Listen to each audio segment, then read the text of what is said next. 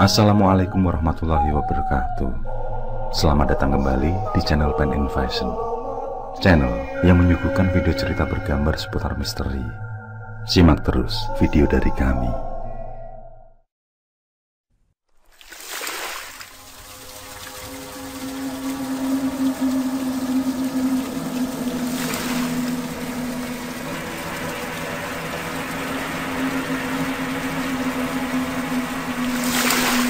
Menjadi pemandi jenazah merupakan profesi yang tidak mudah. Selain harus ikhlas, juga memiliki mental yang kuat, karena mereka tidak tahu dengan kondisi mayat yang dihadapi. Untuk memandikan jenazah hingga benar-benar bersih perlu waktu agak lama. Mulai dari ujung rambut sampai ujung kuku bisa memakan waktu 1 hingga 1,5 jam.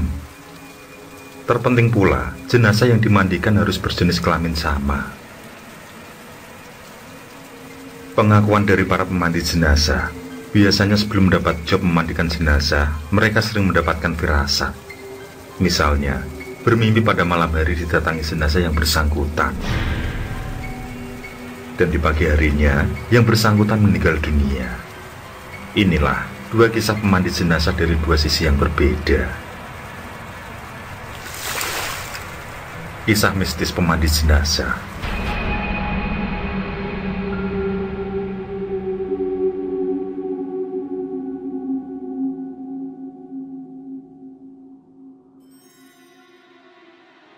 Melakoni profesi sebagai penjaga instalasi pemulasaran jenazah selama 5 tahun menyisakan banyak pengalaman yang tidak bisa dilupakan oleh Nasrul. Baginya, melihat dan memegang mayat sudah menjadi hal biasa.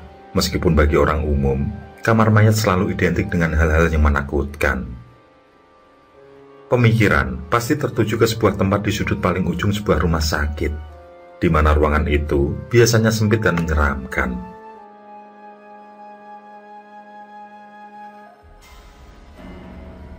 Cerita yang selalu melekat di benaknya bermula ketika dia dan kedua temannya harus mengurus surat-surat di ruang penyimpanan jasad sebuah rumah sakit.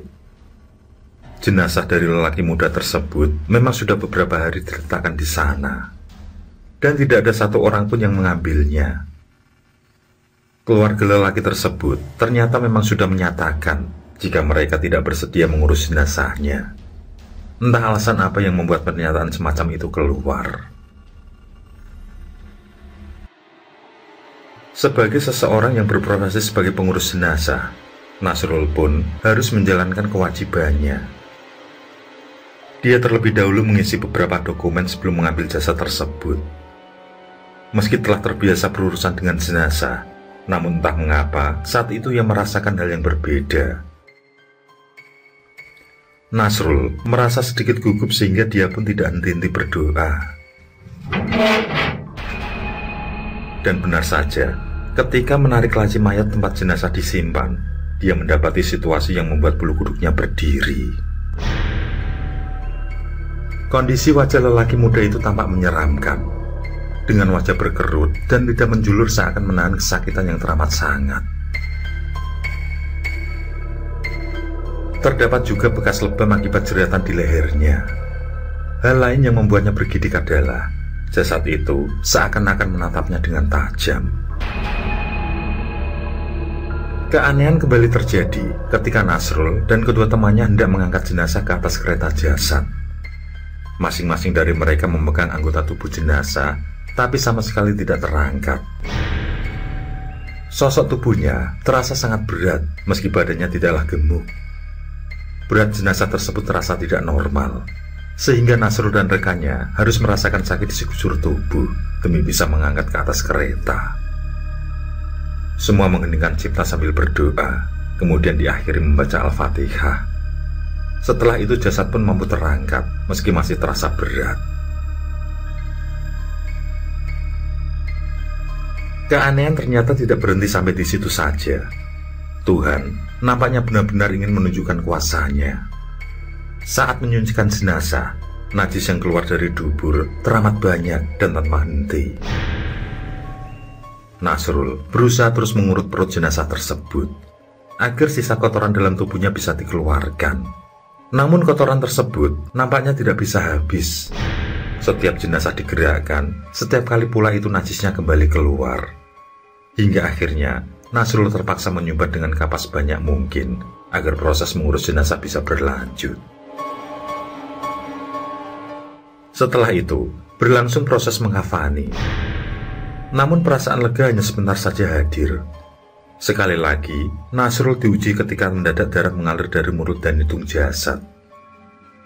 Sebenarnya, situasi seperti ini lumrah ditemui ketika mengurus jenazah yang mengalami pendarahan dari dalam. Namun kali ini sangatlah berbeda. Darah tersebut sangat banyak dan sangat kental. Dengan sabar, Nasrul menunggu dan terus mengusap darah tersebut. Setiap kali terlihat akan berhenti, tanpa membuang waktu dia menyucikan darah tersebut dengan kapas. Namun lagi-lagi darah kental kembali keluar. Sambil menunggu, Nasrul terus berdoa dalam hati. Hingga setelah sekian menit, hal itu pun berakhir dengan sendirinya. Proses akhir, jenazah selesai disolati dan siap dikebumikan di tanah pekuburan.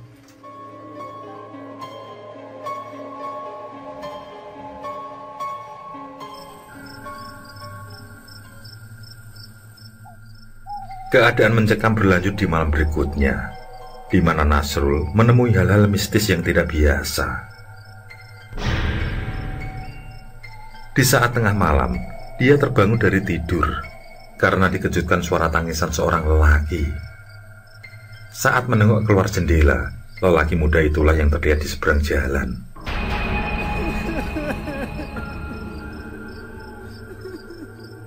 Mukanya pucat pasi, menangis terseduh, penuh penyesalan.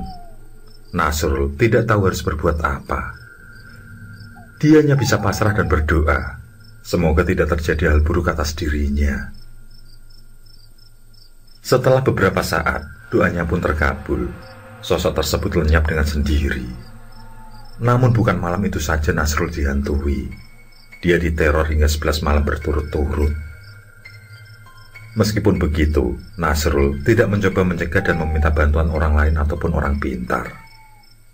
Dia berpendapat bahwa Tuhanlah tempatnya berserah. Dan pada akhirnya, sosok lelaki muda itu tidak pernah lagi muncul menampakkan diri.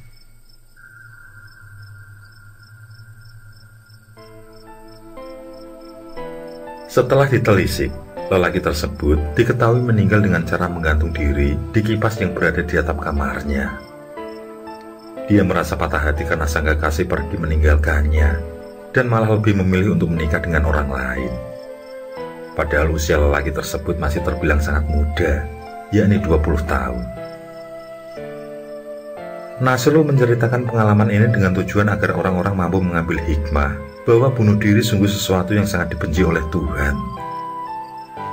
Cerita ini tentu menjadi pelajaran jika bunuh diri hanyalah pikiran bodoh dan bukanlah jalan untuk menyelesaikan sebuah permasalahan.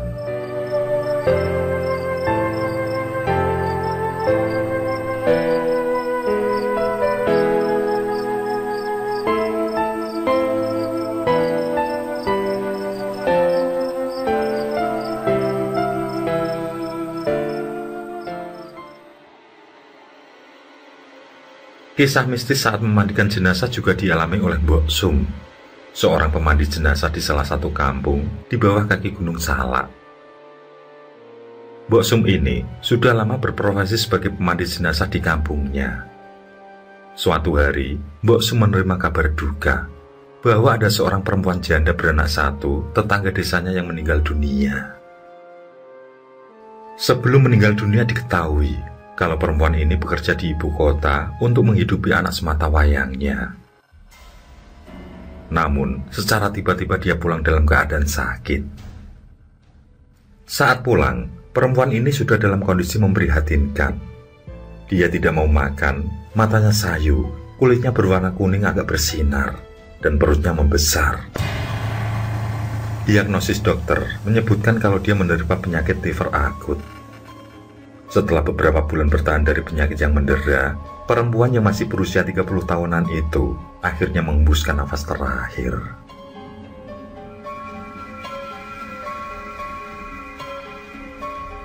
Setelah mendengar kabar tersebut, Mbok Sum pun bersiap untuk mengurus dan memandikan jenazah dengan dibantu oleh keponakannya. Sesampai di rumah duka, Mbok Sum dan keponakannya yang juga dibantu oleh ibu jenazah memulai prosesi memandikan jenazah. Pada saat akan membutuhkan jenazah, tepatnya ketika mulai dengan membasuh mukanya, tiba-tiba telinga Mbok Sum terasa berdengung, sampai-sampai tidak bisa mendengar suara apapun. Suasana berubah menjadi sunyi, padahal di sekeliling masih ramai pelayat. Saat menoleh pada jenazah, betapa terkejutnya Mbok Sum karena jenazah perempuan itu tiba-tiba sudah terduduk di hadapannya. Terlihat menatap lurus ke depan dengan raut wajah kaku dan tatapannya kosong. Mbok Sum terpaku beberapa saat. Dia kebingungan dan terkejut dengan kejadian yang sedang dialami. Pada akhirnya, Mbok Sum mencoba berkomunikasi dengan jenazah. Dia melontarkan pertanyaan tentang apa yang diinginkan oleh jasad perempuan itu, sehingga kembali bangkit dari kematian.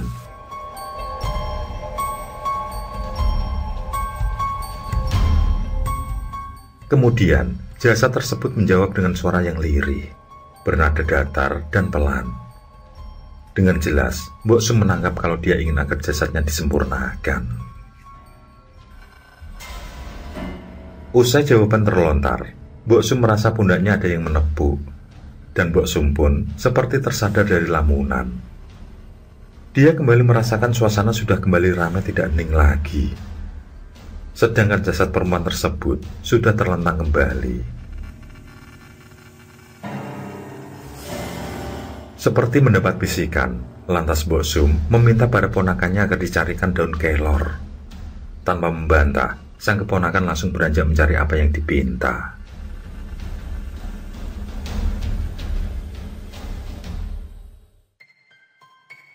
Setelah daun kelor itu didapatkan, Mbok Sum langsung mengusapkannya ke seluruh jasad sambil membaca doa-doa. Seketika itu, Mbok Sum merasakan sebuah tarikan kuat dan hawa panas di telapak tangannya. Kejadian tersebut membuat Mbok Sum teringat ketika dia diamanai bubuk hijau oleh mendiang ibunya. Bubuk yang berisikan serbuk daun bidara itu selalu dibawa setiap kali memandikan jenazah, namun belum pernah dipakai sekalipun selama ini. Segera, Mbok Sum mengambilnya, kemudian ditaburkan satu jumut pada air di dalam ember. Setelah diaduk, sambil mengucap doa, Mbok Sum menyiramkan air tersebut ke seluruh badan jenazah. Hawa panas semakin mencuat, dan secara tiba-tiba, banyak kilatan sinar keemasan keluar dari jasad perempuan itu. Perlahan, sinar-sinar tersebut berubah menjadi sosok makhluk perempuan berbaju putih dan berambut panjang. Sosok tersebut lalu terbang mengitari Mbok Sum.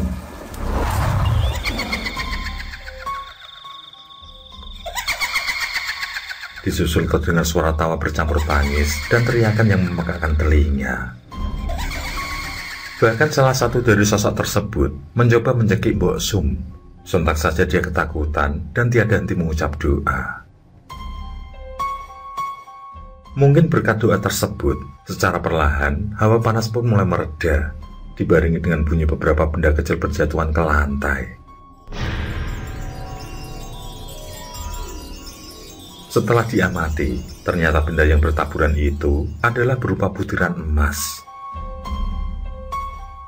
Sambil terus berdoa, Mbok Sum memungut semua butiran emas tersebut, kemudian dimasukkan ke dalam satu kantong kain.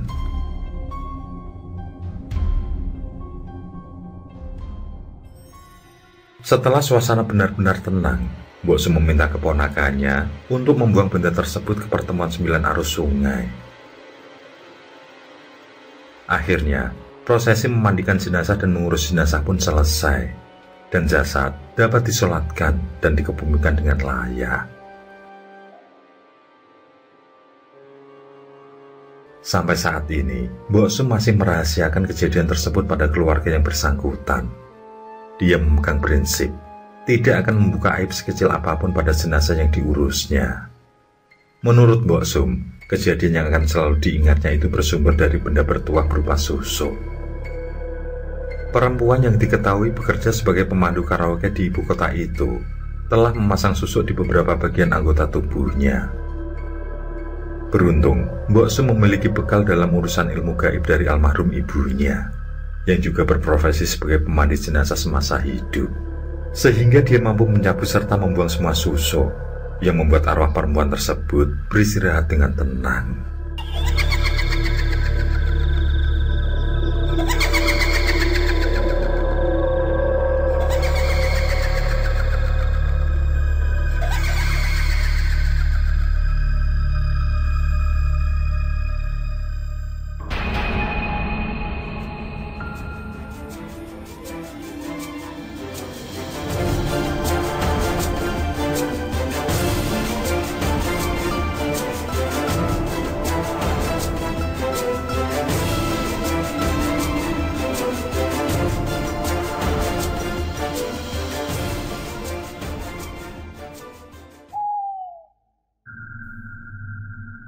Oke, terima kasih. Semoga kawan-kawan terhibur, dan untuk ke depan, semoga channel ini bisa lebih baik lagi. Akhirul kalam, wassalamualaikum warahmatullahi wabarakatuh.